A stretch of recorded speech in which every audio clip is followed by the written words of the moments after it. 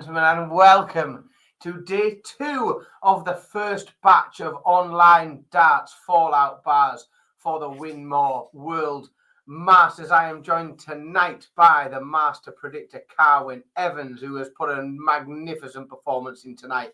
Those watching last night will be well in tune with Carwyn's predictions. We're also joined over from Altrincham by Mr. Cam McFarlane. Cam, how are you, first of all? I'm all right, mate. That's a lovely intro. It's almost like you'd practiced it. It's a bit like I've had a couple of goes at it. You have to click the button twice to go live. I've worked that out now. You click go live once and you have to click it again. If you only do it once, you're just talking to your pals. No one else. That's it. Honestly, the first intro, if anyone thought that one was good now, the first one was even better. It was unbelievable how good the first one was. You'd never seen anything like it. But I felt like I did me load. I got all my best work out the way early, didn't I? Yeah, you did. Oh, honestly, top class, that first one. But yeah, lovely to be here. Yeah, I saw a bit of last night's show when you were on as well. But a little bit going on this week. So it's nice to just chill out on a Friday night and join you boys. It's nice, isn't it? When you've had it, when the week's been a bit rapid and everything's been a bit, these nice little 3-day tournament or 4-day tournament, you know, just a little window of a darts tournament is lovely, isn't it? It's off the back of about 20 days straight over Christmas. It is nice to just have a little just a little blast of 4 days and we can just crack on. It does. Carwyn assures me after a couple of Welsh players playing yesterday, Carwyn assures me there's been absolutely no Welsh sport whatsoever going on today. I think Carwyn's a lying bastard, I'll be honest. We're only to talk about darts. I think there's no Welsh sport, I think, going on today. To be fair, the Welsh didn't play any sport because they didn't even put No. There were 15 imposters dressed in red in a red rugby kit on a field in France. But the darts was a welcome distraction. Fair play, you're still stuck with the red rugby shirt. I mean, it's commitment, and I like it. Well, after Johnny Clayton, I thought I had to still represent, as it were. He's stuck with it, hasn't he? He's definitely stuck with it. Good evening, all in the chat room. Got some action there already. Juanita's in as well. Juanita, unfortunately, stuck with me for a few predictions last night, so won't be able to wear the prediction king crown that Carwyn's wearing this evening because Juanita followed me down a dark path of predictions last night, I think.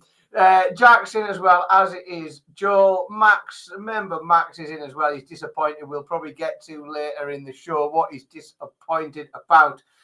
Tommy's in, as is Connor. Shelty is in as well. Jamie's in. We've got a good crowd in already. Don't forget, folks, we're going to have a little bit of a talk through this evening's action. We're going to get through them fairly rapid because there's 8 games and they're short format. So let's be honest, there's not too much to talk about in all of these games. And then we will get to some predicting for tomorrow. We'll follow the same format as always, chaps. We'll start at the beginning of the night. We'll start where it's a wonderful place to start, isn't it? Well, I mean, it is because I think we can probably start with saying, well, this is a prediction I got right, and there's a phrase I won't be repeating much throughout the evening. You know, I get sick sometimes. You know, there's certain phrases I find myself using constantly. You know, doing the right things at the right time, and all the other things. Hang on, that's Carwyn's phrase. You can't be using. Yeah, I won't be repeating.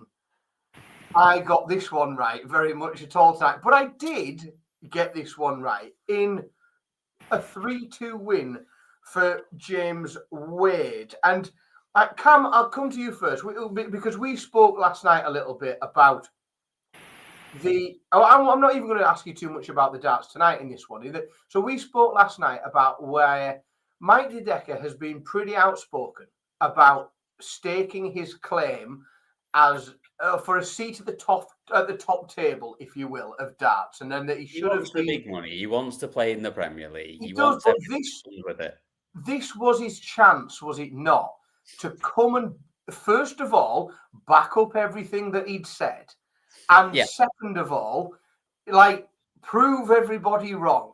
Like, you're all wrong. This is what I said. This is what I'm all about. And I'm going to back you up by going, not only I've been outspoken, but look what I can do. Correct. And he's shit the bed. Let's be honest. Correct. Correct. Like, not sugarcoat it. He shit the bed. And all I can think is that he must have another holiday book for this weekend. Like the same as he has when he was meant to be playing in the Dutch Stars Masters.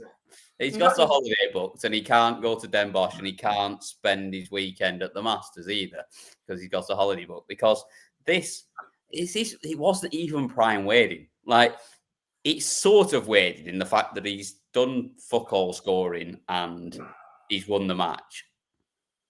But he didn't even double that well. 31% from James Wade. If he ever does that against you, you should piss past him, especially if he's not scored either. Like, this is Mike Dedeker just letting him through. He's opened the door, held it open for him, and gone, there you go, James. Off you go into the next round. Yeah, Carwyn, I think we maybe overestimated the performance we were going to see from Mike Dedeker last night. I know we've seen a 3-2, but I think we were all, both you and I and the chat room sort of agreed on the fact that, Mike Dedeker would turn up. And if he turned up and he averaged 97, 98, 40% on the doubles, he'd go close. But James Wade might just be the wrong opponent for him because he's James Wade and he can just get through these games. And we'd need to see a big performance from Mike Dedeker. And we sort of just saw it was a bit flat on all fronts, wasn't it, Cowan? Yeah, it was just. It's almost as if he's carrying this chip on his shoulder for too long now. As in, the reality is he wanted the Premier League. He feels like he should have been in it. They didn't pick him. Unfortunately, Mike, get over it. Otherwise, 2025 will pass by. You'll have a poor year, and you won't be in the Premier League next year. The best way to prove whoever picks the Premier League 8 wrong is to go out and have a bloody good year, and like Luke Humphries did. Sorry. Exactly. Exactly what Luke Humphries did. Exactly. Just go and prove it wrong and win everything. Yeah, but he's clearly a double-in merchant, and that's about it. Yeah, but he can't double out because he's just. It's no good double in if you can't double out, is it? No, that's the thing. I just feel like he'll get to sort of May, June, and he'll think, balls, I've really done a mess of this.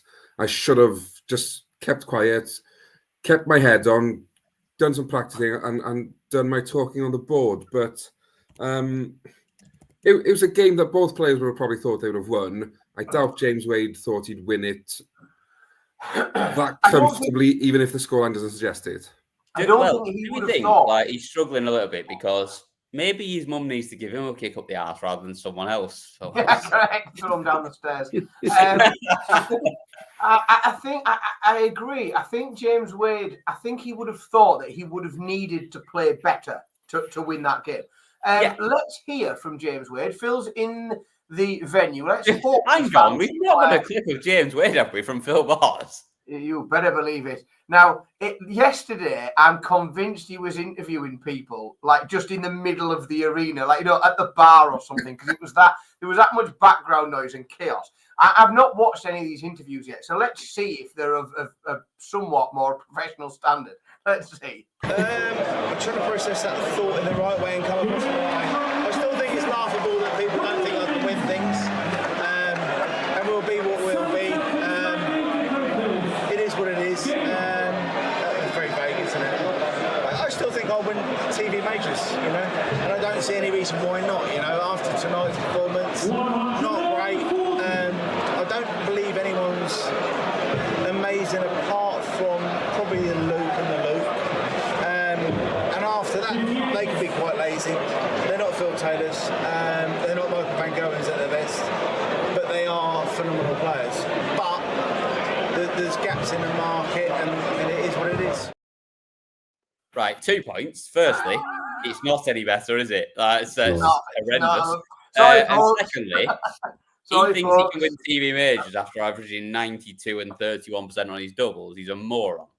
Yeah, he's been watching darts for the last 18 months. That's nowhere near good enough. Yeah. He thinks, it's just the two Lukes that are better than him if he's averaging 92 and 30% on his doubles. No, the 90% of the top 64 are better than you on that level. Dedeker averaged more than that. the deck average more than that, a double in, double out competition. Correct. Oh, stop going. As in, yeah. I think Shelty mentioned something in the comments about James having a chip on his shoulder. 100%. Just win your matches. Just win your matches. Someone said, James has said, there's way too much background noise. Not when James Ware's talking, there isn't. We could do with some more. No, so mix. I mean, it's difficult to break that down, isn't it? What I took from that is the Lukes are quite good. No one else is Phil Taylor. I'll win a TV major. Everyone else is a bit crap. Tommy said, I'm sure there's a reason for the interview. So, I just don't think there's anywhere else they can fit it. And I think that, unfortunately, it's not going to sound right. It's so. I'll tell you for why. And so Cam and I have been, well, I say lucky enough. We went to Milton Keynes and watched some darts. We were lucky enough to be there. The first night darts came back after COVID. We went to Milton Keynes. And without boring you with the detail, the press area is about 2.3 miles from where the players play and everything else that's going on. It's like 3 corridors away, up some stairs, down another corridor, up another flight of stairs. On top of the balcony. Sit on the roof, walk across, abseil down the other side, and you get to the press room. So I assume that rather than... When you've got 8 games, you haven't got time to do that. No, these games are such short format and everyone's got so much else to do. It seems a little bit chaotic. I do think that when we move into a longer format and less games per session, we might see a little bit difference. Once there's a bit more time, it might. Hopefully, it'll sort of improve. And to be fair play to everyone, Phil and everyone else that's doing the interviews. Like you've got to get it done in as quick as you can because there's so much going on. Like. They're all doing the best and they're getting what they can out of it. And it might not sound great, but you can still hear it and you can still just about pick up the gist of what's going on. The nonsense that's being spouted. Honestly, if you're going to interview James Wade, I'd rather interview him literally in the middle of the crowd at the Alexandra Palace where you can't hear a fucking thing because that'd be ideal. Moving on to game 2, we said last night, and we did some predictions, and we sort of all agreed. I was fairly blunt in saying that I wouldn't trust Dave Chisnell in a building that has a camera in it. If all the mobile phones in the room were a Nokia 3210, then Dave Chisnell, I might think he might come through that. He probably wins that tournament. If everyone's got a 3210, nobody Dave Chisnell breezes through it. If there's a camera in the room, that throw goes to pieces. It falls apart. And Carwyn, is that not exactly what we saw this evening? 100%. As in, Dave Chisnell did what we expected Dave Chisnell to do, and it was all a case of whether Menzies could hold it together and get over the line. And of course, we had an array of facial expressions from Menzies, as we do now in every performance. He sort of wears his heart on his face in matches, and you love to see it. But Dave, what can you say? It's just the doubling again, isn't it? 25% of his doubles, as in, it's amazing that he sort of maintains his ranking, really, because when it comes to big games on the big stage, he just disappears. And I don't want to say time's running out for him because he's still relatively young, but the way the game's developing, unless he somehow changes 25% on the doubles to 50% on the doubles, he will not go deep in tournaments because this new generation of players are just hitting doubles for fun. And the other thing is, and I don't know what you think, Cam, but has Cam Menzies got away with absolute murder here? Because he has posted the very worst average of any player in this tournament in that game. Yeah. And won comfortably 3-1. How do you that doesn't make any sense. How do you be the worst performing player of the entire tournament and comfortably win 3-1? It makes no sense at all. It's almost like the nonsense we saw last night where Rob Cross put the highest average up and lost 3-1. But it's like the opposite, isn't it? Like the worst, the best average of the night wins, and the worst average of the tournament wins. It's bizarre. Yeah, I just think and I don't want to have a dig at Cam Menzies here because his doubling was fantastic. But it was. His doubling was very good, 50%. But the rest of it was absolutely toss, wasn't it? Let's be Bombings, honest. yeah, absolutely. Like, but he did what he needed to do, and that's the biggest credit I can give him. Like, he did exactly what he had to do to beat Dave Chisnell. Dave Chisnell has monumentally outscored him, but he couldn't hit a barn door with a banjo, so it didn't matter. Like, Cam, what Cam's done is he's just gone, every opportunity I've got, I'm going to take it. And he did that. That is the biggest credit you can give to him, because I don't it's not a good performance from him, and he can do miles better, but I don't want to dig him out because he's done exactly what he needed to do. No, and Lendo's mentioned that. Like, that's averages don't tell the story. And I think averages tell the least accurate story in hilariously short format set play. And that because all you right there already. Like, the objective is to win. Nothing else matters. It is like, I'm going to go back to this all week because it's the Super Bowl next week. We've got the best quarterback in the world. Jalen Hurts sticks with the same thing every week. Keep the main thing the main thing. The main thing is winning, and nothing else matters. It doesn't matter about stats. It doesn't matter about anything else. All that matters is just winning the game. And Cam Menzies has just done a perfect job of that tonight. What Menzies did well, what worked in his favour as well, was his worst set was the set when Chisnell turned up. In the other three sets, he was either matching him or slightly better than him. So if you're going to have a wobble, have it in the set your opponent's throwing well, and it doesn't make that much of a difference.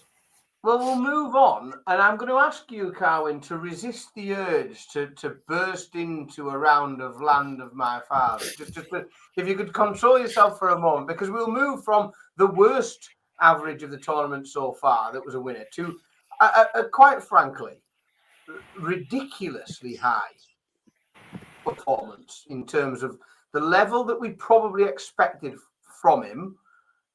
Johnny Clayton was splendid. Well, he was outrageously good, wasn't he, Carwyn? Well, he clearly knew he was clashing with the Welsh rugby, and that no Welshman or Welshwoman with a brain cell would have been watching the rugby, so they all switched over the darts. So he wanted to put a performance on, and I didn't expect that from him. As in, this was one of the predictions I got right but wrong. I thought it'd be in a closer game, 3-2, but got to feel a bit of a Schindler because he didn't do much wrong. He just came up against Johnny Clayton, who's inspired, and I expect a big year from Clayton this year. I think he's sort of dealt with the loss of his father, and he's had a tough sort of 18 months off the hockey, and it's gone over to his performance and not being up there where we want to see him. But I expect now this year, because he's also said he's getting on a bit on this and the other. He's sort of playing with a bit of freedom, and I hope we see more of this, because when he's playing like that, and even his counting was decent tonight, and it was a thing of beauty really seeing him play like that. Cam, he's tipped up tonight. He's averaged 112. Well, in fact, he's averaged a shave under 113. He's gone 66% on his doubles, and he is still. And it's easy to forget because of he's had a bit of a rough year and he hasn't had mossy performance. He's still the world number 7. Do we undersell Johnny Clayton a little bit, do you think, Cam? And is he still a massively dangerous player in big TV events? Absolutely. I mean, let's be honest, this was probably the performance of the tournament so far. When he's on it, he can seriously turn up and do it. And we all want to see it, and we all forget that. I think sometimes that he's had this dip, but we forget how old he is. In my head, I think Johnny Clayton's about a year older than me. I think he's mid-30s in my head. And then you realise that he's in his 50s, and he can still rock up and do this when he's on it and when he's focused. I think this format really suits him as well. Because when he gets on a little roll, he can rapid 140, done you again. He can roll you out of sets very quickly, and I don't even think he's a dark horse to win it at this point. I think he's a really good bet to win it at this point.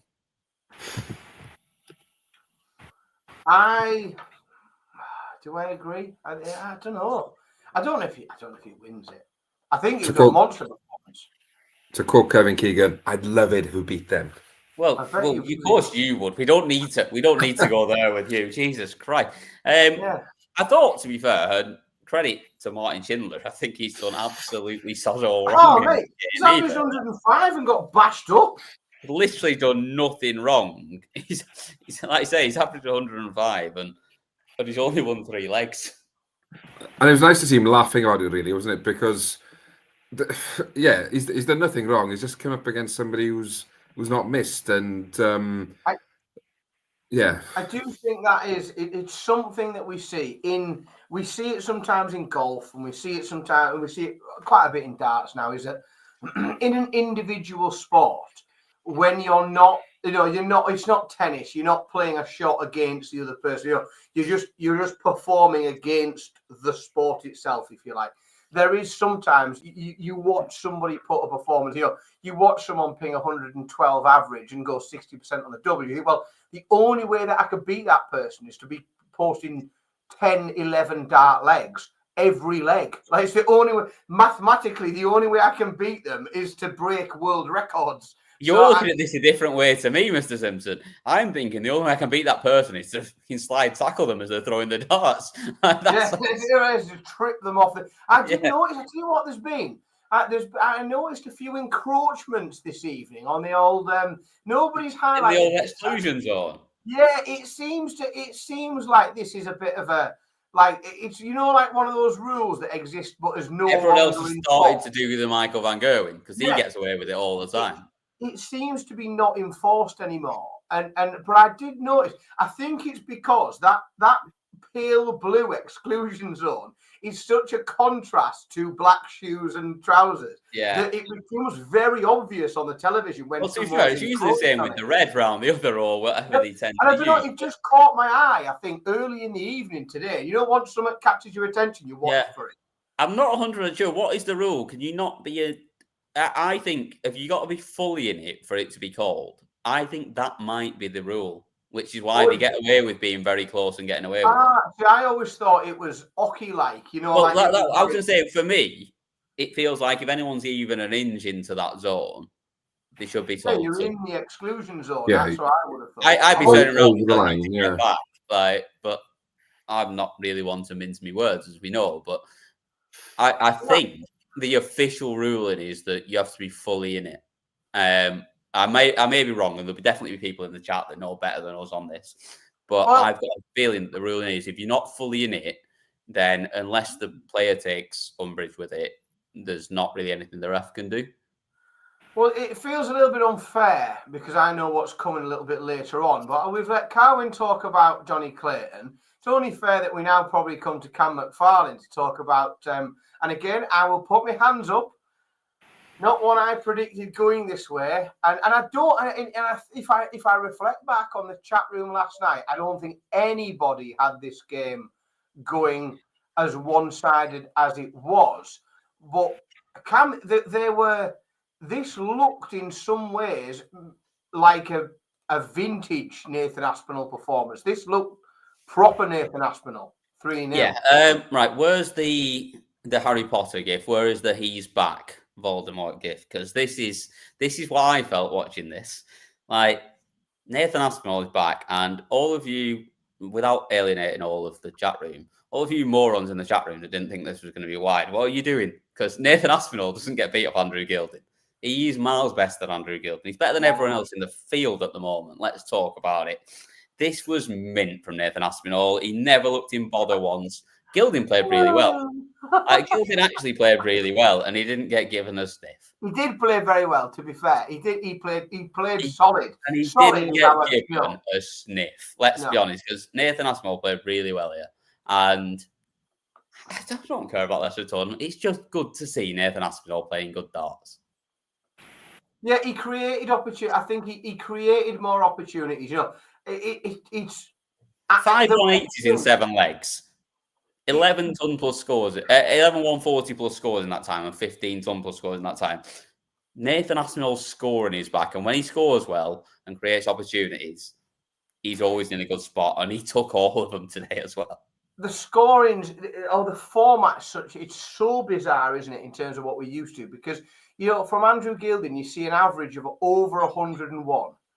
And with an average of over 101, he has created himself 4 darts at double. Like that in any other format doesn't make any sense. It can't. It's weird. No. Aspinall's gone 75% on his doubles.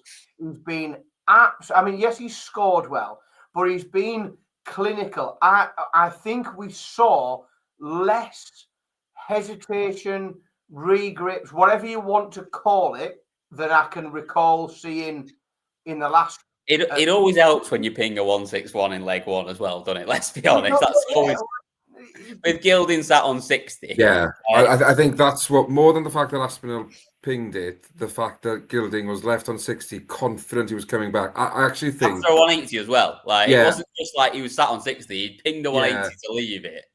I actually think the 161 kills the game. I think because it's such a short format, that 161 affects Gilding so much. He's 2-0 down before he's even thought about any sort of recovery plan. And because I think I predicted 3-0 last, but I think I went bold. And when he took the 161 out, you're a smart man, Carwin. That's the point. Well, I have moments, but no. I agree with what you were saying about the sort of the less of a delay in his throw, and it just obviously with his walk-on song, the reaction he gets, he must be on such a high starting the game. He does well to compose himself, really, to sort of I think that's what I'm with you on this. I think that's what was good tonight. Like he relaxed into the game, and I think the 161 obviously helped, but he looked comfortable from the start. And he didn't look stressed, and I think that was the main thing. And I think it's good to see. And I think while we're on it, like, how good is this format? Let's be honest. Like, it's so good fun to watch, isn't it? It's the type of format that you have 3 bad legs and you're a set and a half down, and it's ruthless. You string 3 good legs, 4 good legs together, and you're halfway to winning the game. It certainly, if you catch a higher seed starting slow, you've got a chance. Well, speaking of ruthless, you've managed to bask in the glory of Johnny Clayton, Carwin, and we've given Cam. Hang on a minute, you've just before you go any further, we have got Nathan Aspinall in the background. We also have Menzies as well. So we'll forget about Cam Menzies because it's a bit late for it now. But we'll do Nathan Aspinall. Hey, apparently I was on death doors according to the papers. It was a good performance. I know that's what I've been doing for a while in practice, but to put it on stage, the whole package. I'm just dead happy. Everyone knows that I'm a good player, but I'm just lacking so much confidence. And I think I've walked up that stage probably the happiest and the most confident I've felt in. I'd go back in 3 years. I needed that big performance tonight for myself. Forget about anyone else now. I don't care about anyone else, for myself. And I've had a pretty torrid week at personal life, and that was something I needed. I'm dead happy. Do you know what I do like with Nathan Aspinall as well? I think he's dangerous, mate. I also like that he started tucking his shirt in. Well, I like it. There's not many left these days. No, he looks slim and in good shape with the little shirt tucked in. Big John Henderson is still tucking his shirt. There's a few of them left. No, hang on, sorry. Medium-sized John he's known as now. Yeah. If you depends where your scale lands, I suppose. Anyway, I'm going to take charge here for a minute because I've had my chance and Carwin's had his chance. Yeah, so now what we're doing now, it's time to throw to the northeast correspondent. And I'm the captain now. So, Mr. Dan Simpson, we've talked about Johnny Clayton and his wonderful win. We've talked about Nathan Aspinall and how well he's played. It's time to throw over to you. Chris Dolby played Ryan Searle in the 5th game of the night. Thoughts, Mr. Simpson? Don't know, missed it. Wasn't watching. Oh, fucking hell! Jesus. I tell you what I do think is. I'll tell you my analysis is. Chris can often be a slow starter, and also which is not ideal for 16 weeks of the Premier League. Let's be honest. No, but also he's got a couple of flaws, as Chris. when he's not a slow starter and he comes out fast, sometimes he comes out fast and dips, right? And this format is so fucking chaotic. It is. And he did, and I'm gonna take Carwin's wonderful and suitable line and turn it backwards. Is that he did the wrong things at the wrong time. And he did. I mean, he won 5 legs. It wasn't like he got out class. And that's because he did all of his best work on his own throw. He did all of his best work was on his own throw, and he couldn't make inroads into Ryan Searle. So again, like Ryan Searle must have thought, if someone had said to him this morning, "You'll turn up, you'll average 90, you'll do 33% on your doubles, you're playing Chris Dobie," Ryan Searle would have probably gone, "Oh, okay, that's going to be a rough night for me then." You're right. Your best Ryan Searle accent there. No, that was just it sounded very much Chris Dobie, I'll be honest. Well, it's difficult to not if you come from this part of the world. It does break my heart a little bit. I genuinely, I had a little thought to myself between game. I came in here and I was setting up the show and sending links out, and I genuinely, it was the first time it dawned on me. It's weird. I thought to myself and thought, it's actually now a rare thing, a very rare thing. We've seen in recent times the upturning form of Callan Ridge. We've seen Ryan Joyce go on some crazy runs and get deep. And I'm sat here thinking, we've now got a TV tournament that hasn't got a Geordie in the second round. Like, that doesn't happen anymore. It does not happen. It just doesn't happen. Mainly because most of the time, some of them come in later in the format. But we never get where do we get a television tournament that's got a bloody Geordie in the second round? I mean, credit to Ryan Searle. I think the game, in terms of how it was played and the way it went, there's a lot of similarities to the opening game tonight. And Ryan Searle played the James Wade part in this game. It was unquestionably an underperformance from Chris Dobie. He didn't attack the Ryan Searle throw when he could and or should have done. And it just underwhelmed a bit. And I'm not concerned about the timing of this event and that, because I genuinely believe that Chris's level is very high. He doesn't have a lot of the outside influence that a lot of other players do, and I don't think that he carries this into the Premier League as a wound. See, I'm not with you. And I don't think that this is a wound at all. I don't think he's carrying this in as the problem. But I think he might be the whipping boy when it comes to it. And I really like Chris Dobie. I think he's great. I think he's one of the people that you want to be the future of darts. He's the right image. He's the right sort of player you want. But I'm not sure he's playing well enough at the moment to go into those 16 weeks. And that's my worry for him. And I think he might end up becoming the Peter Wright of last year. And I don't want to see it. And I want to see him do well. But I am concerned because he's not played well on television other than that run. He obviously had the run to the semi-finals at the Worlds, which is the biggest tournament of the year. And you can't begrudge him that whatsoever in terms of how well he's playing. But for 18 months before that, he has done the square root of nothing on television. And he's done the same again today. And it worries me for 16 weeks of the travelling circus. As in, the only thing I will say, apart from Luke Littler, at the moment, everybody else in that Premier League can beat each other. None of them are playing that well that I think there'll be a group of 2 or 3 who break away in the Premier League, unless somebody changes their fortunes. I think the way that Gezi, Luke, Humphreys, that is, Michael, Nathan, Chris, they've all as well, you know. Yeah, exactly. They've all shown glimpses of what they can do, but they've all shown glimpses that they're beatable. And I almost want them to carry that form into the Premier League so it doesn't become 2 groups of 4 and it's over after 8 weeks. It's constantly mixing it up and different people winning through those opening round games. I wouldn't worry too much for Chris Dobie because I feel like this format is unique in the sense that it's so short, and you can just have bad 4 legs, and it's sort of and you're out the match. Where, funny enough, last night I said this game I think depends on who wins the first set, and for the first 3 sets, this game went exactly as I thought, with both players looking strong on their own throw, and no breaks. Then the 4th set went absolutely crazy. As in, I fancied a 5th set in this one, but. Yeah, they had other ideas in the 4th set that they forget how to keep hold of their own throw. Yeah, challenging game, challenging watch for fans of Christobi. But I mean, David has mentioned that he did. We said this 2 years ago, and he won week 1. He did, but then he won the square root and nothing after that. We shall see. Right, let's go. Let's lift ourselves up a little bit. Let's cheer ourselves back.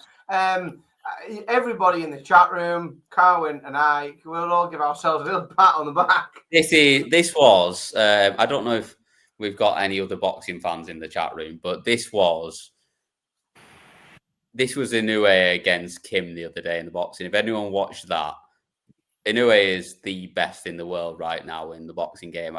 You can take your U6 and whatever. Inoue is the pound for pound champ, and he just bashed someone up that wasn't on his level. This is what Littler did, right? It's like having, these. If you want to use a boxing analogy, it's your protected, undefeated pound for pound champion who is fed, let's say, the late replacement almost. The late replacement. He had 2 weeks to come in against the 2-weight undisputed world champ, get fucking slapped up.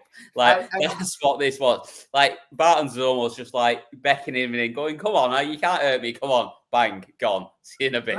Make no mistake, this was world champion against world champion to some people. I've seen that narrative spun today. I've seen that. Let's be honest, by people that are wrong. Well, he was announced as the Lakeside champion in his walk-on. Yeah, the Lakeside champion, not the world champion. Let's be honest. I've seen some social media narrative today that would somebody's trying to get some clicks, was it? I think somebody's trying. Yeah, either that or someone's trying to. Yeah, it's out fishing. He's got their rod out fishing.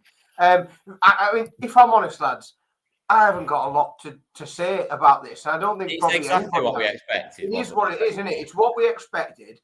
Luke Littler came out. He played very well. He averaged incredibly well. We know it seems like sometimes, if you get Luke Littler bashing up a qualifier in round 1, you can do nothing other than state the obvious. We know he's dangerous. We know he's a world champion. We know he's exceptional. We know he probably beat anyone else that he comes against. He's going to be the favourite in everything. However, I will just continue to pay credit to the fact that this was the first properly televised ranking, proper event that he has turned out to and walked out to since becoming the world champion. And regardless, and there is pressure that comes with it. He is a different character in the sport, and he represents something different to the sport now than the last time he walked out at a ranking event. And he has answered the question yet again of how he will handle it and how he will cope with it. And he takes it in his stride, as he always does, doesn't he? He oozes confidence. I think the highlight for that game for me was the way he walked onto stage, as in no nerves, sort of nothing or extra pressure. He just walked on as if nothing's changed in his life, and it was just There's a thing of beauty to watch his walk on, just because he just takes it all in his stride, as in nothing seems to bother him. And for the rest of the field, that must hurt and be a massive worry, because if there's no glitches in his game or in anything aspect of his life, then he will just produce these averages for fun. And yeah, it's up to the rest of the field to catch up with him, because otherwise, might as well rename the PDC the Luke Littler PDC, because he'll dominate. He has a remarkable capacity to not get drawn down to someone else's level, which we see from a lot of players. He doesn't. He just goes out and he's the absolute epitome of just plays playing the ball, doesn't he? Yeah, Plays the board. exactly that. He's playing the board, not the player. And this was so easy for him, and he could have switched off so easily and like you say, just dropped his level by 10 points and got embroiled in a battle. But he didn't, and that's what's so impressive. And it's more impressive now because he's now 18. Like, when I've been 18 for a week, I'd been pissed as a fart for a week. I hadn't thrown a dart. I hadn't got near a dartboard. Never stopped. And he's not even missed a step, like, in his first week of being 18, which is, like, that is the most credit you can give a man. And I was laughing this way. So, I don't know if you've seen it going around on Reels and TikTok and the rest, that he celebrated more saving a penalty on Ultimate Teams the other night than he celebrated when he won the world title, which is just it's mental. But like he's Good. just Long may that continue. Long exactly. may He's stay just away so from down to earth and distractions. level, and he doesn't let Yeah. anything affect him, and he just cracks on with it. And I mean, if he can keep this up, like he's going to be the best player we've ever seen, and we're not exaggerating with that. Like he's that good. I just love the way he plays the game. You know, we had 205 left. Most players after 120 would switch for the treble 15 or the treble 19. No, he thinks, no, hit the 180. I'll take 25 out in two. And Yeah, that, he just got 5 double 10. I was more Yeah. shocked, to be honest, when I saw him in double 18. Like he doesn't go for double 18 ever. Yeah, no, he just the Six rule book is deep out the like window. 10 all the way. Yeah. He does what he likes. Right, folks, Yeah. 2 to go, and then we're on to predictions for tomorrow. So, next one, we've got the the black machine. Yeah, no, not what the fuck was that he was wearing? I mean, I get that it's a publicity stunt, not a fan, if I'm honest. but bit I'm off-brand, fine. isn't it? I'm fine with a publicity stunt and doing something different. That shirt looked like he found it in. It looked like he found it in the like. Do you know what? Like at school when you've forgot your kit for PE and you've in the lost and found box. That's what he looked like he was wearing. It was shite. It looked like you could buy that for £5.50 on Darts Corner. It's also off-brand, and even with Carwin on the stream, I'll happily say it's the equivalent to Noel Gallagher walking out with that guitar with a Welsh flag on it. It's just off-brand. It's like Carwin just sitting there in a English rugby shirt. It'd be wrong. I'd be topless before then. Strips to the. Yeah. I thought it was strange. It looked odd. I wasn't a fan, but I think so. Carmen, we talked probably more about this game than we did about a lot of the others last night because of the way that Bradley Brooks had played at Q School, what we'd seen from him in the qualifiers, and I think we universally agreed. Michael Van Gerwen will win. Bradley Brooks won't come out of it disgraced in any way. He will, he'll turn up and he'll play well. And I think that's pretty much sort of what we saw. Like Bradley played well, didn't he? It's just that Michael turned up tonight. Yeah, that's exactly it. I think Bradley might be a bit disappointed with his average, with what we've seen him hit this week and what we saw him hit at Q School. But obviously, when you come up against Michael Van Gerwen, it's a different beast. And this is no disrespect to anybody who played at Q School or in the qualifiers, but you come out against MVG, you're playing a different caliber of player to what you've played to get your tour card, and nerves will play their part. Obviously, it's his first game back on the big stage since winning his tour card, and I think people are expecting big things from him because of what we've seen leading up to this point. But yeah, problem with MVG, you give him that many chances at a double, and eventually he'll hit enough to win a game, and that's exactly what we got really. As in, it was nothing spectacular, but it was enough. And I'm glad Bradley got a set, even though I predicted he wouldn't, just for his confidence, because I think he needed a positive to take from this game. And I think winning that set, he should view that as a positive going ahead to the year. Carmen mentioned there about positives from Bradley Brooks. If you've just come through Q School, picked up your tour card, brand new, fresh onto the tour, managed to qualify here. It is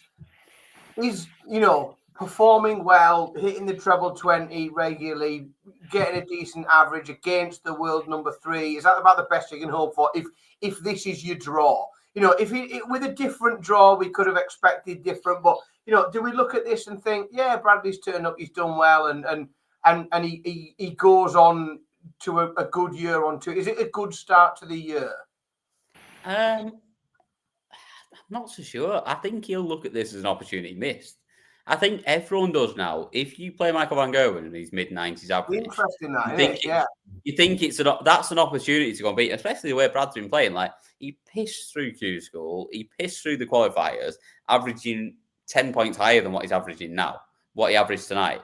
I think he'll look at this as a bit of an opportunity miss, but we have got to give him the caveat of the fact that he did have to sit and watch Blackburn slap Preston beforehand, so he was probably not quite focused on this as he should have been. That's it. He was a bit too excited about the game, and he's probably switched off a little bit for his game. But he didn't play badly, and I actually thought MVG's performance felt better than it looks on the stats. And I think he very much did the Carwyn Evans the right things at the right times, and in the couple of sets where it became down to a deciding leg, or like where it looked like it might get close, he did what he had to. Like, I'll tell you what he has done. I don't think any of them got to a deciding leg. I think I was wrong there, but there were a couple of legs where early on Brad was hitting trebles to start, lots of trebles to start the leg. Like, I think he started 174 in one and 180 in one, and put the pressure on MVG. MVG just did the right things at the right time and took things out. I mean, the 106 was lovely. He almost took out the 146 or something along those lines, where he went a ridiculous way, where he went 18s, 14s, 16s, and just missed it inside. I don't even know what that adds up to. I can't get round to it in my head, but he just looked like he could hit anything he wanted. Like, the 106 never looked like it was missing for a second. And it was just that performance of, without being his very top level, he scored well and he finished well, and he just did enough. 1-8, Joel. Thank you for that. It was impressive from MVG, and I think Brad will look at it as a little bit of a missed opportunity, but it is MVG still. And it's a rough draw when you've come through everything you have. Yeah, I tell you. Rob said, wait till I find out MVG used to wear pink. I'm well aware he used to wear pink. And that would have been a better statement for his new legacy darts if he'd rocked up in a pink shirt. That's a legacy, isn't it? Yeah, exactly. Like, not this. What I would say before we call the last one about Bradley there is, what he has done in this little run in this campaign is, whilst he's a brand new tour card holder, and there's a lot of other brand new tour card holders, is they all currently sit on 0 ranking money, and he now sits on $5,000, which is, when it comes down to the point of where tour cards are decided. It's a freebie as well, isn't it? That's the thing. You're not defending anything. This is a freebie for everyone. When it comes to where tour cards are decided, $5,000 is a big. That can take you 10, 11 places sometimes. Where on that wire. So what he has done is he's in getting to where he's got there. He's picked himself up $5,000. That he's because let's be honest, he's not competing against Michael Van Gerwen to keep his tour card. No. Bradley Brooks is in a different race elsewhere with some other people. I'll be honest with you. I think he comfortably keeps his tour card. I don't think it'll be close. 100%. We've seen his floor game, like what he's done at Q School, what he's done in qualifiers. His floor game, he'll rattle through the Pro Tour this year. He'll comfortably keep his tour card, and he's going to be pushing on to push for that top 32. Well, on the subject of rattle through, Dimitri Vandenberg beat Gary Anderson. Yeah, do we have to go into any more detail than that? Anybody got anything to add? No. Called it 3-1. No, actually, what we do need to talk about is the fact that, obviously, Luke said this week that it's good that he's changed his song because he's not dancing like a twat anymore. Well, he didn't word it like that, but that's how I've called it for the last year and a half. He's still dancing like a twat, but worse. He's trying hard to dance like a twat to a song that doesn't suit him. He's trying to generate support, isn't it? And that's something that's got to become natural through the song. I don't Especially think for someone that plays the way he does, where he has to do his this and like he almost like the Ross from Friends that he likes to do that to calm himself down. Like what is the point of having an upbeat song if you're going to be that guy?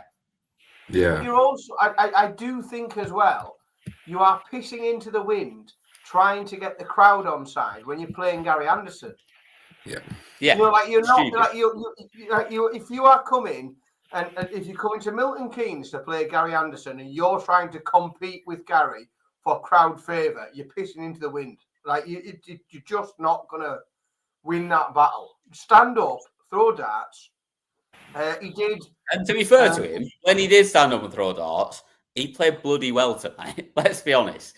And he played it at a good pace, and it wasn't difficult to watch. He played at a solid pace. Dublin was very good. His doubling was good. His scoring was good. Solid. Honestly, it was a really good performance, and I think that's probably the biggest credit we can give him here is the fact that we're not even talking about his game because he didn't do anything stupid. He didn't try to slow it down. He wasn't cocking about. He just played darts like Gary Anderson wants to do. He just wants to play darts. Yeah, and basically, I don't think Gary was frustrated by that. All we could think to talk about was the fact that he was a bit of a twat on his walk-on because basically he's outplayed the player that we all like and that we wanted to win. And in bizarre fashion, I'm just looking at this page where I see stats and stuff. He has averaged exactly the same in set 2, 3, and 4. 107.36. Well, that is. I mean, how many darts is that in each of them? That is consistency. That is best. I think that is that 14 darts a leg. Yeah, as I say, is it 28 darts? I think a set. Yeah, I think so. But actually, because I did see this because when it was 2-1, there hadn't been a leg above 14 darts at that point. Because the first set, Gary went 14-13, and then Dimmy went 14-14, 14-14. So he must have done the same in the last set as well and gone 14-14 again, which is just for the game itself in general to not even have a leg of 15 darts is remarkably good. Yeah, it certainly is. Yeah, yes, he did very, very well. Yeah, it was good. Yeah, goal credit. He was. We never want to see Gary lose, but fair play to him. But Gary just doesn't like the Masters. Played darts and played well. Gary just doesn't like the Masters. This is not his tournament, right? Yeah. We're going to get in a change to normal events. We're going to get to tomorrow before tomorrow. We got to tomorrow a minute after tomorrow yesterday. Oh, it's fantastic work from us to get there 3 minutes early. Yeah, we're getting to tomorrow when it still is tomorrow. We're not. Yesterday we got to tomorrow. It's time for the predicting wine. I was just about to say, I've got a 2021 Rioja lined up here. Hang on a minute. When is it from? I've got a Malbec. I don't know when it's from. I got Welsh tea. Yeah, good on you. No, it doesn't actually tell me what year. Oh, it's a 2023 Malbec. This. Oh, 24. Argentinian, of course. That's the only way to do a Malbec. From Argentina. Right, predicting wine is starts. We're on to tomorrow. We're going to predict. So let's not forget, folks. Tomorrow we have a slight change in format. We have extended session as well. Yeah, but we've extended to the best of 7 sets.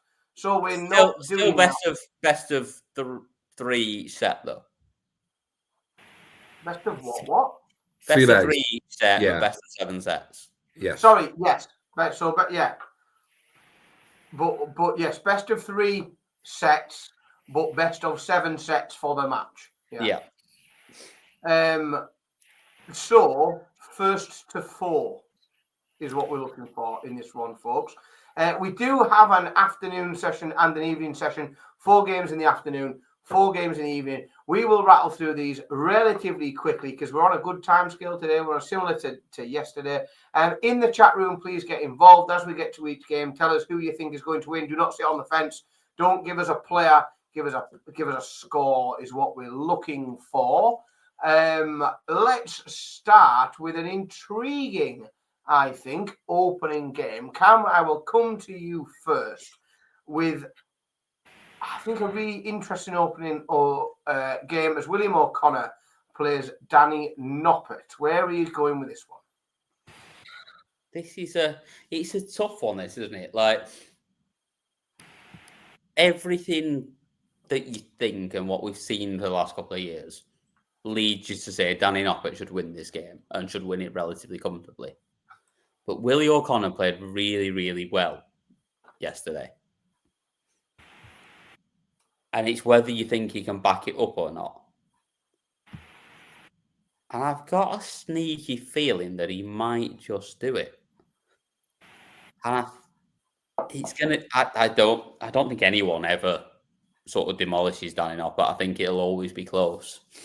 So I think Willie O'Connor nicks it 4-3. I'm going to just quickly follow up. I don't think anyone demolishes Danny Noppert.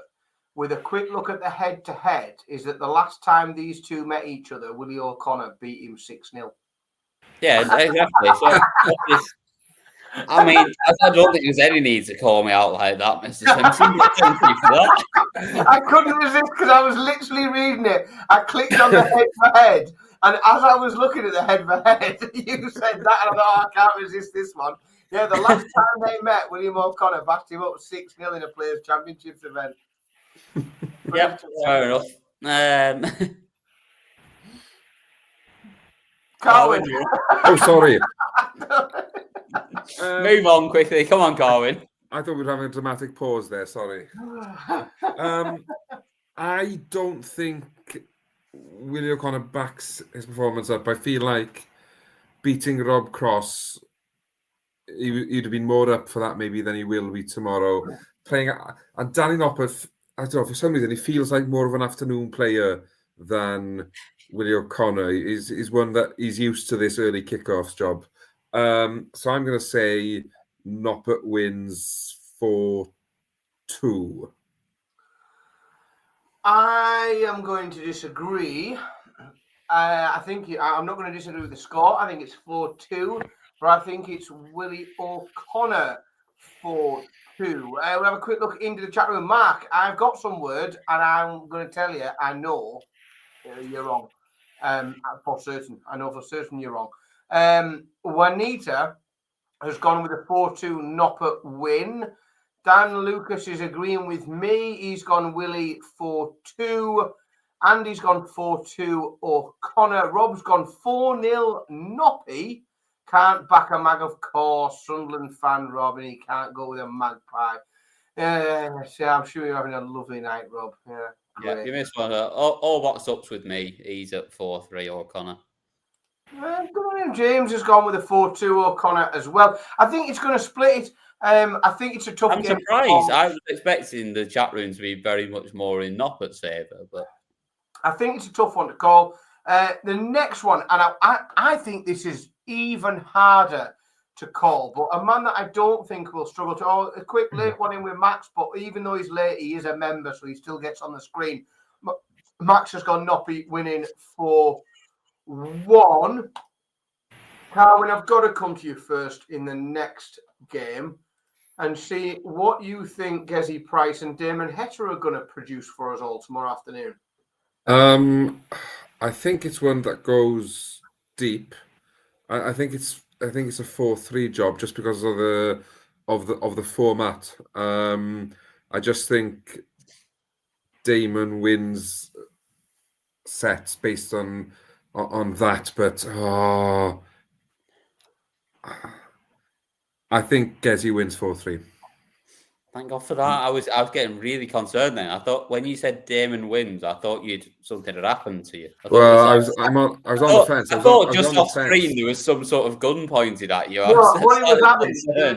He was having a flashback to Gezi being a rugby player. That's what it was. Yeah. he was thinking about a Welsh bloke winning rugby. Yeah, that's it. I was just really concerned for your welfare for a second. Cam, what do you think?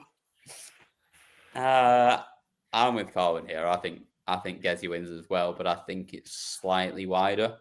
I think if it gets down to 3 apiece, I'd be slightly more concerned about Gezi at that point. I think 4-2 for me. Damon's always going to win sets. He's going to play well, but Gezi will just be slightly better. Stolen that from you a little bit, Cam, because I had it. That's exactly what I had in my head straight, and you've almost a little bit sort of what he said.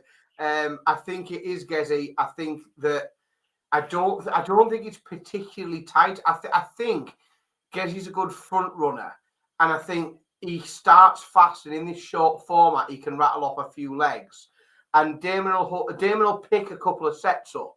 But I just think Gezi will get at it fast and then just be able to close it out once he's got away. I think we're probably 4-1, 4-2. I think definitely a Price win. Juanita, of course. Hang on a minute. Don't you try and get away with that. I know you're in charge, but you said 4-1, 4-2. Give us a score, otherwise you're getting kicked off at this point. 4-1. Okay, there we go. I'll less safe than the 4-2. You see, I'll go all in for it. Juanita is going to stick with her countryman. She's gone 4-3 to the Heat. Damon Heta, all boxed up, has gone as well. Heta 4-3. James has gone Heta 4-1. It's Heta heavy at the minute.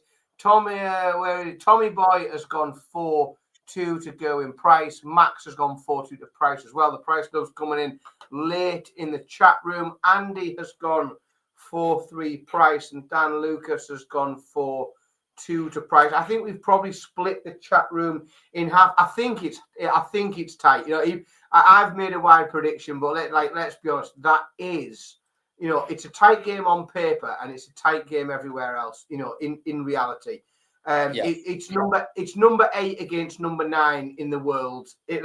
Just in terms of rankings, it is a tight game, and it's probably the one the afternoon that I'm looking forward to seeing the most. Next up in the afternoon, the Bullet Stephen Bunting and Snake Bite Peter Wright. We've seen a bit of something. We saw a really solid opening round, over 100 average from Peter Wright. Cam, is this the resurgent shoots of life from Peter Wright coming back to the top level? He's had that freedom without the Premier League lifted from him.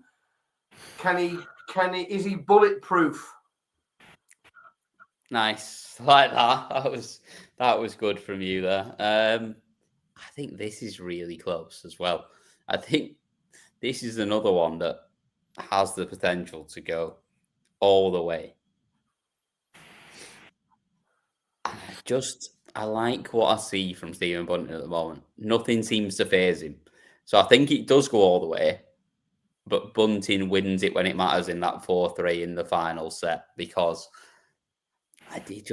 he seems to have hit this patch now where he's not getting rattled by anything.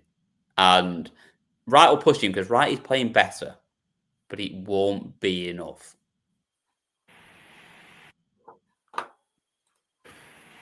Carwin, what do you think, mate? I think it's a bit easier than that for Bunting. When I say that, I think he goes 2-0 down, then reels 4 sets off on the bounce and wins 4-2. And I think it's easier for him. He goes 2-0 down. Yeah, and he doesn't get the last set decided. I think Wright will start well, but Bunting will grow into it, and with it being best of 7, you've got a bit more of a cushion, really. But I really like what I'm seeing from Bunting, as in he's found that consistency that I think we've all had. We all knew we had. It's just now that he's delivering it on a regular basis. Last year in March, Cam and I, when we were in Minehead, watched an absolutely amazing game between these two. It was Stephen Bunting won 10-9 at the UK Open, and it was like 10-9 deciding leg, 9-all. It was like incredibly tense. They both played really well. They were both right in it. That was in Reds, wasn't it? Yeah. And it was amazing. It was in terms of, being in the room and sort of like feeling it, if you like. It was It wouldn't have been as good on the main stage as it was in there. No. It was one of the best games I've ever seen, because it was that because it's Stephen Bunting and Peter Wright, and they're both characters, and it was such a tight environment, and they'd played this long format game, 9-9, and then you go into a deciding leg, and it was just just out of like desperation to recreate some of that, I'm going to go 4-3. Because I want to sort of recreate how special that was and how cool. I'm going to have to go with Bunting because I just think he edges out Peter Wright. Yeah. But I'll go 4-3 to Stephen Bunting. I think that was me. I think I was subconsciously, when I'm saying it's going to be close and it's going to go deep, like I think that must have still been in my mind from then as well, just in the back of my mind. Like, if he gets close, just I fancy Bunting just to get over the line. Like, yeah, I just want to recreate that beautiful moment in my head where I enjoyed watching this. Oh, don't you worry, Mr. Simpson. We'll be recreating some beautiful moments in my head in a couple of weeks' time. Some bits I don't want to recreate in my head. Right, Juanita has gone. She's bold again. Juanita, I can always rely on Juanita for a bold pick. She's gone 4-2 to Peter Wright. Tommy Boy has gone 4-3 Bunting. Andy has gone 4-1 Wright. That is a wild pick.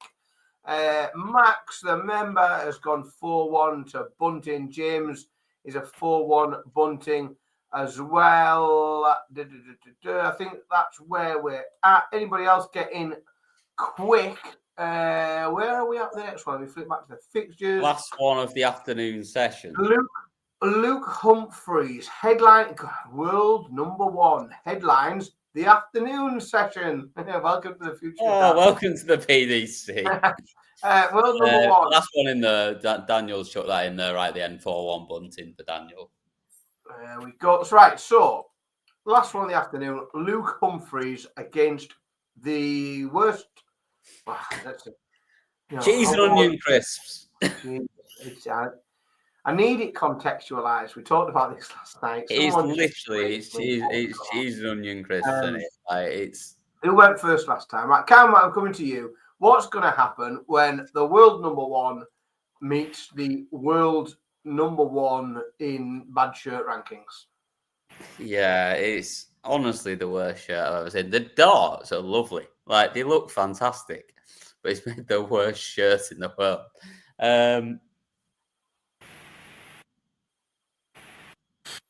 Oh, do I do it? I think I do. I think I like the upset. You do it so I don't have to. I was with the upset as well.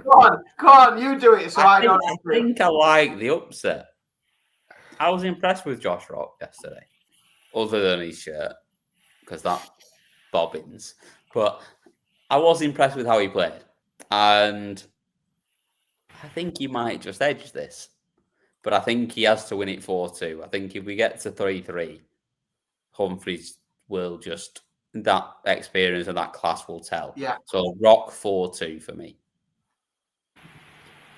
Carwin, what are we thinking? That's a bit of a party pooper mood because that's exactly what I was thinking. Stick with me, mate. You won't be far wrong. Well, I think I like to be different, though. That's the thing. That's how you got everything right yesterday. By being different to Dan, you managed to get them all right. I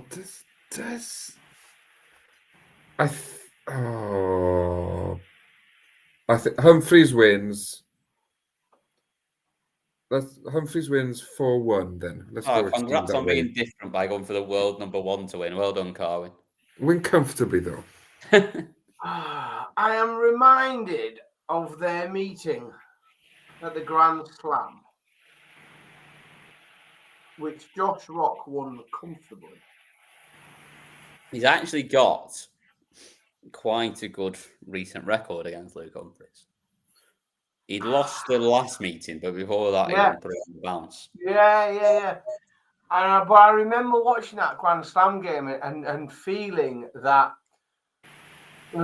Josh Rock, it reminded me Josh Rock plays without fear still, and he does it really well.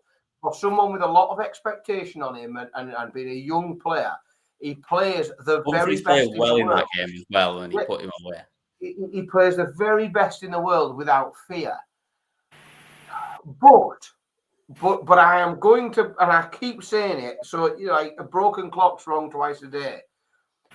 No, it's right twice a day. It's wrong most of the day.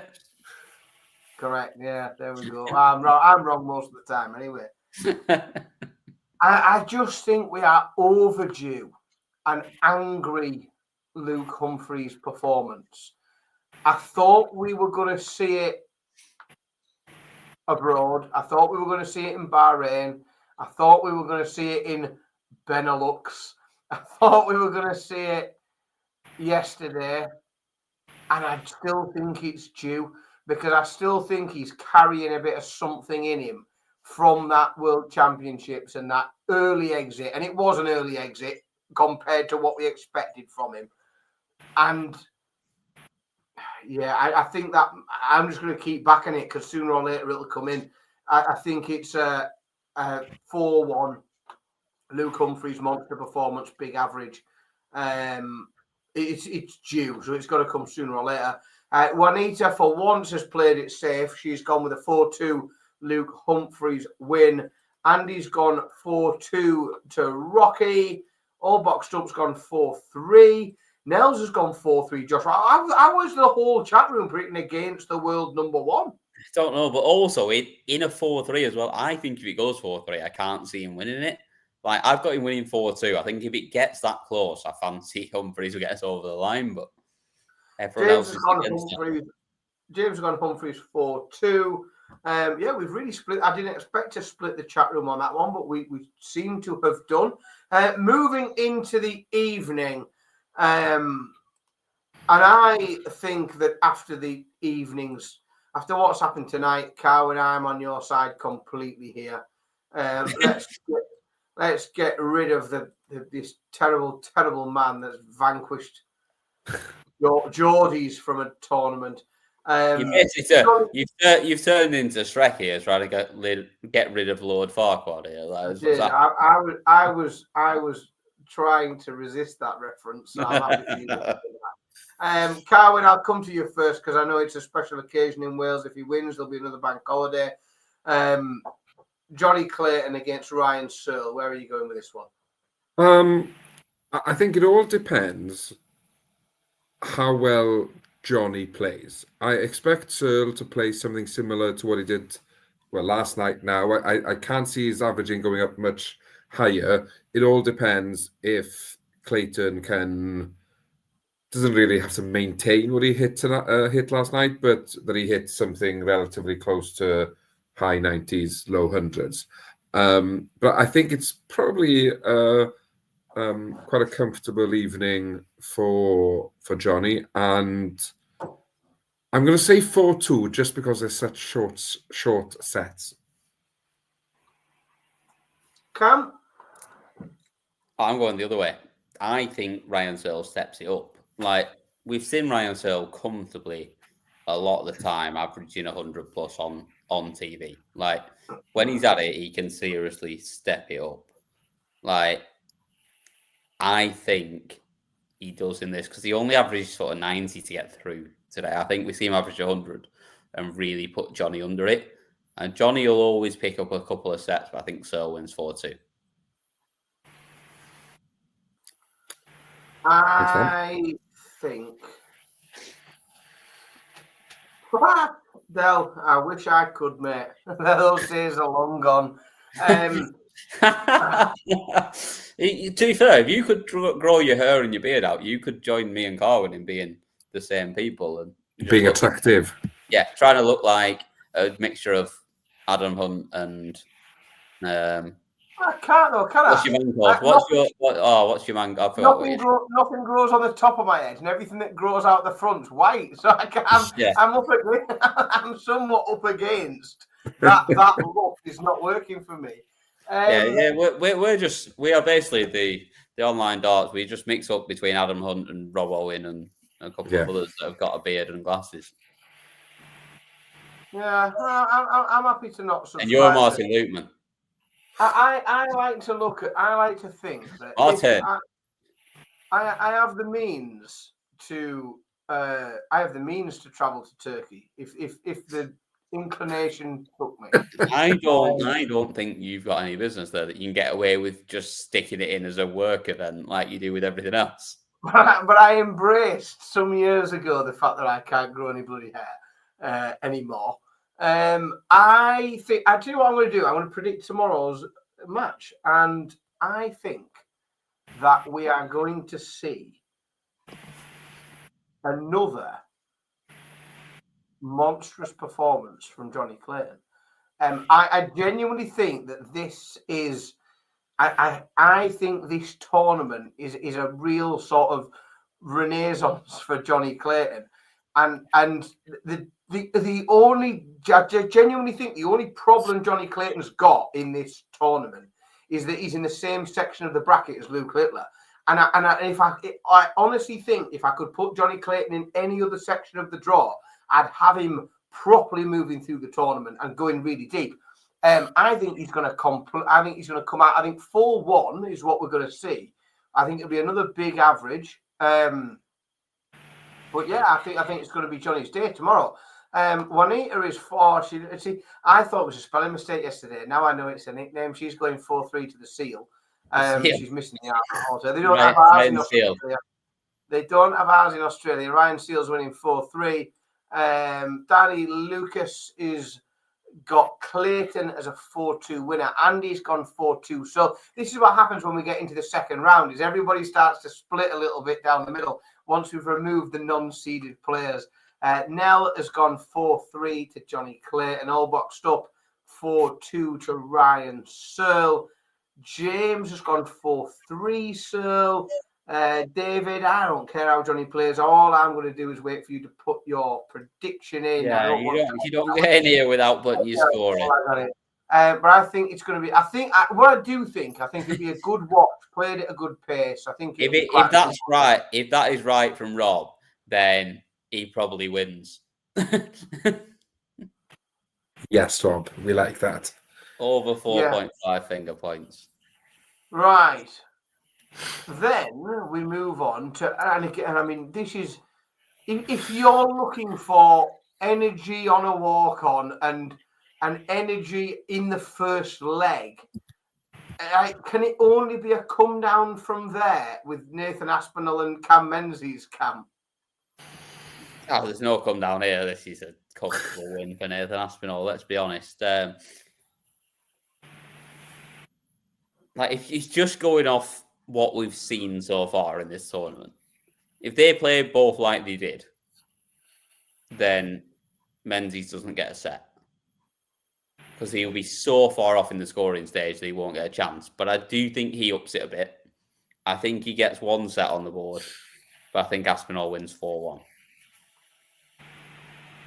Carly, what are we thinking, pal? I think Menzies would play better because I feel like he was sort of favourite against Chisnell. Maybe just in my eyes, but I felt like he was a bit of a favourite where he won't have that tag tomorrow. But I do think the Asp will be too strong for him. I think what we saw from Aspinall tonight is just a sign of things to come. 4-2 to the Asp, I think.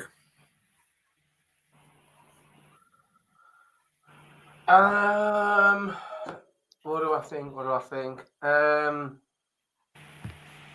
Yeah, it's hard to disagree. I think I'm going to have to come down and agree.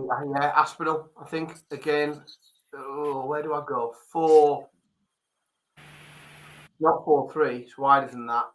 I think it is. I don't think he lets him in. Like if he plays like he did, I think it's just. And I think, the sets that Menzies gets, their holds a throw.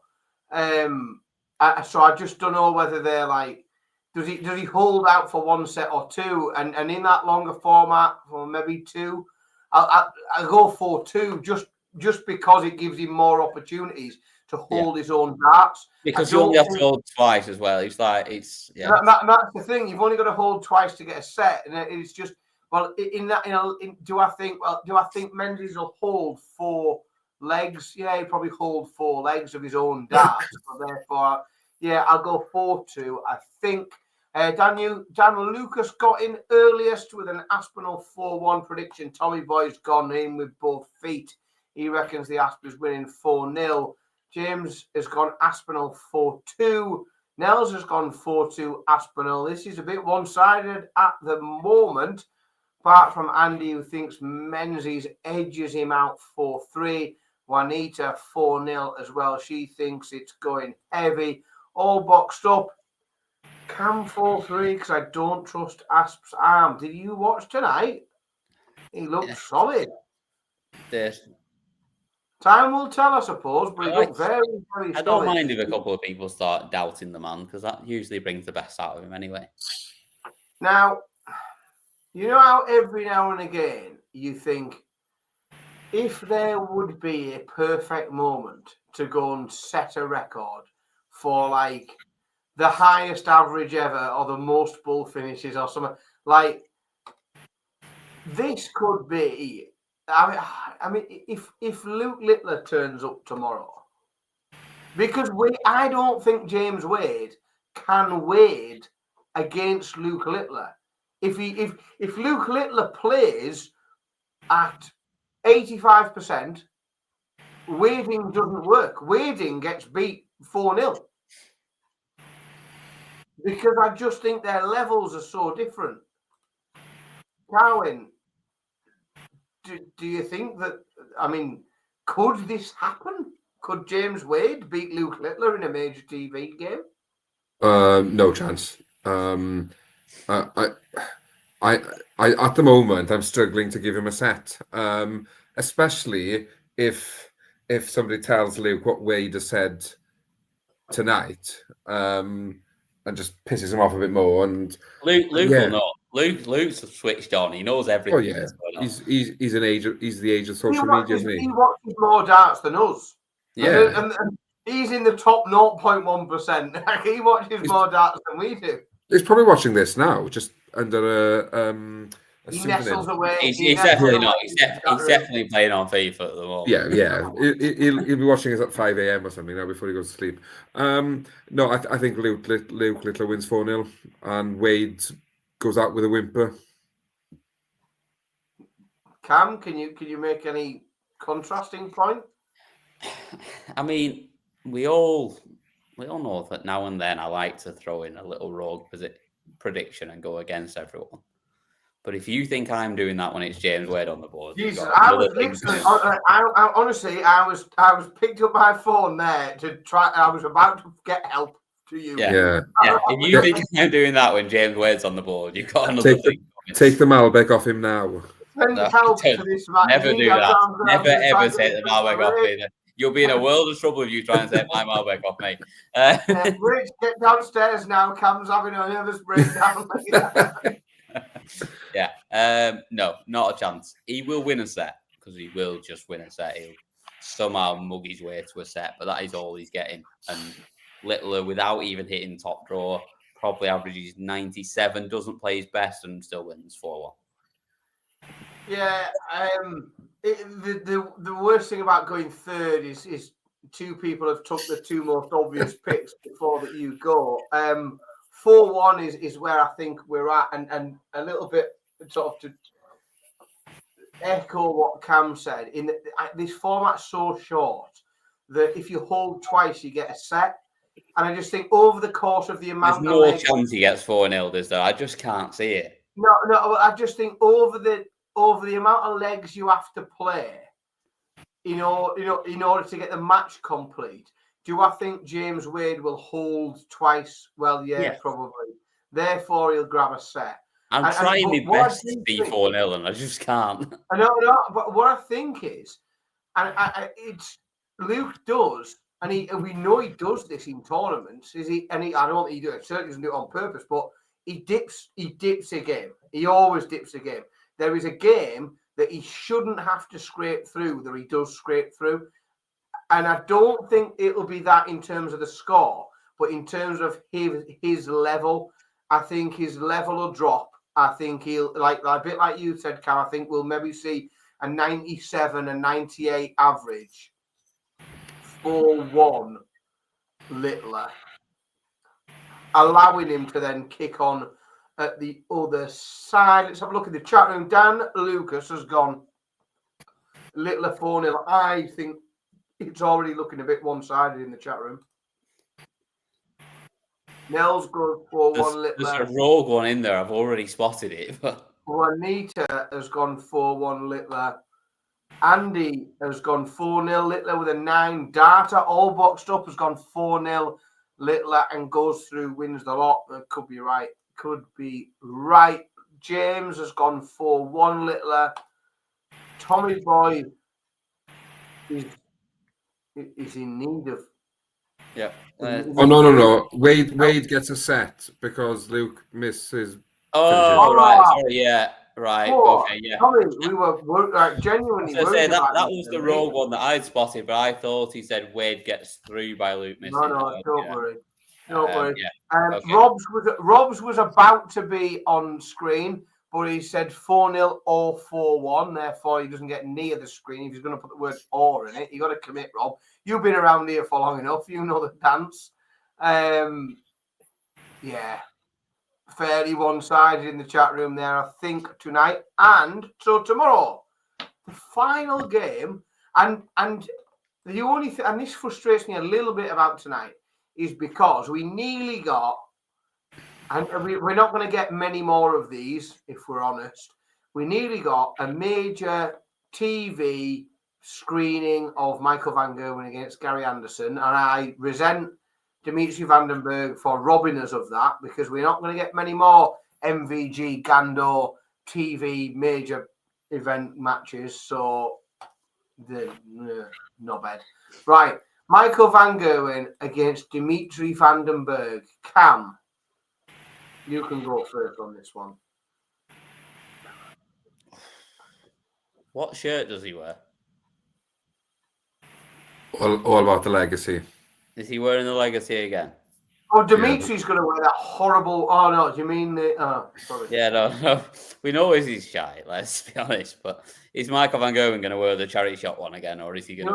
He's the only man in darts that can make Josh Rock look like he's got a decent shirt. Oh, brilliant! I think Dimmy wins this. I don't like it. I don't want to say it. We played really fucking well tonight. 4-2 Dimmy. And I'm going to go and, I feel like... Do you feel unclean? I feel like Dobby from Harry Potter. I'm going to have to go and iron my hands. Yeah, feel...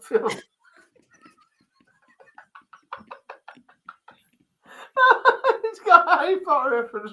It's beyond accurate as well. It's the perfect reference. It's funny because it's Harry Potter, but it's fucking accurate as well. Yeah, Dobby has his hands. Carol, what do you think? I had 2 rogue predictions in me for tonight. One was wrong. I need to. I'm sorry to cut you off, but I have to, because I did it at the beginning of the show. I've got to just weigh in again that it's worth pointing out that Carwyn Evans was 8 from 8 this evening in his predictions, with literally just a couple of sets out in terms of getting all of the at the scores correctly. It is. I am happy to say, I think, and I don't think I'll be proven wrong, the best predicting performance in the history of the Fallout Bar. I don't think anyone's ever. We've got them bang on, but it's never been to that level. It's remarkable. So, you folks in the chat room, if I were you, I'd just be following Carwyn for your hackers.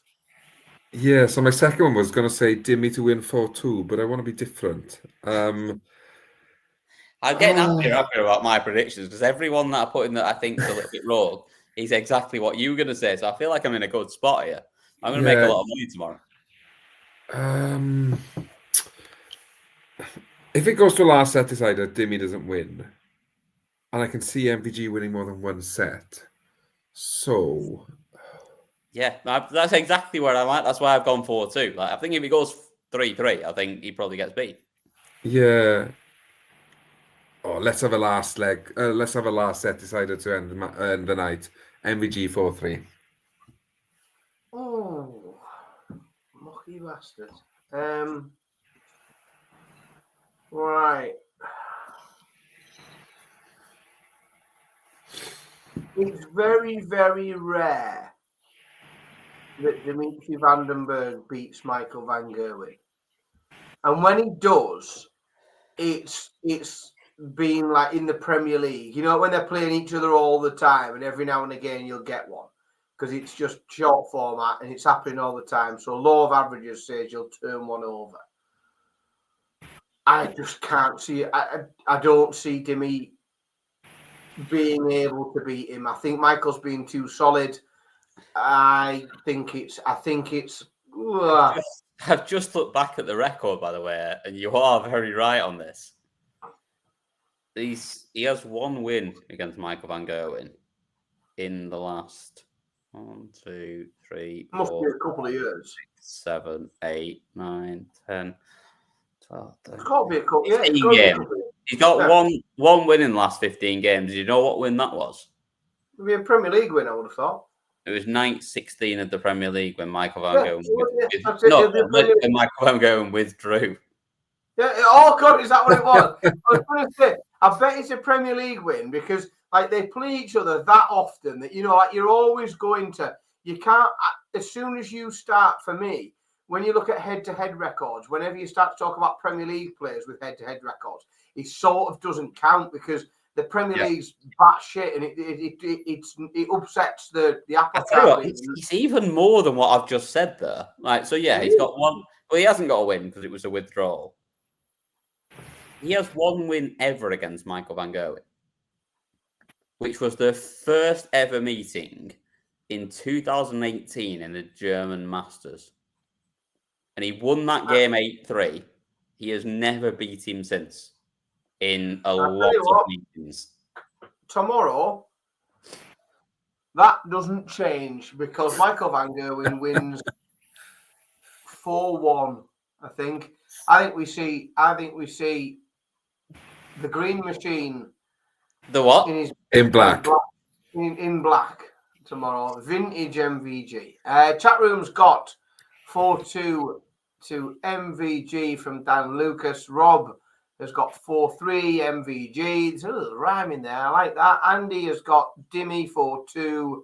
James has got 4-0 Michael Van Gerwen. He thinks it's going to be heavy. Nels has got 4-2 to MVG. Juanita has gone safe on this one with a 4-2 MVG win. Have we got anyone else there that's committed to a score? Tommy Boy has gone 4-2 MVG in the black. I think we might see him in the black tomorrow. I think he's probably contractually obliged to somebody to wear a different colour for the evening.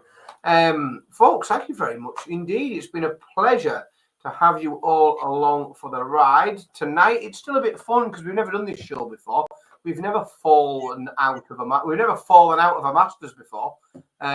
It's been a right laugh. And tomorrow we get to probably the business end, and it'll feel a little bit more, whilst the format's a bit wacky, like a proper tournament because we've got that slightly longer format. We haven't maybe seen the chaos we expected in that short format early stage, but we've lost some seeds, and it's going to get interesting very quickly. I have been Dan Simpson. I've been joined by Carwyn Evans and Cam McFarlane. We will be back tomorrow. Don't know who. Could be probably you two, I would expect. It's definitely me. Is it you as well, Carwyn? Yeah, I think it is. Yeah. I think it's you two. Oh, yeah. Us two tomorrow. Dan Simpson, you must have something fancy planned for you and Alan tomorrow for you not to be available. I have a prior obligation, I'm afraid, tomorrow evening that will probably involve wine that dates further back than 2021. Oh, he's got a proper lovely little night out. Lovely. Well, there we go then. So that's tomorrow. It'll be me and Carwyn, possibly someone else if we can rope someone along. But if not, you've got us two back again. I'm going back to watching PS I Love You, which is on the telly box right now. If anyone else there, wonderful. What an unusual man. I'm going to bed. Great film. Fantastic film. If you can give me a bit of PS I Love You, I'm fine with that. It's been a pleasure as always, folks. We'll see you very soon. Thank you very much. We'll see you tomorrow. Thanks for coming on as always in the chat room. Don't forget that you can, and a little quick hello to everybody who's picking this show up tomorrow as an audio-only podcast. We've played a couple of interviews tonight. They were only snippets. We only had a couple that were fed into the back end for us. All of the interviews from tonight's show are available and will be available after the show on the Online Darts YouTube channel. Thank you for joining us all, and good night.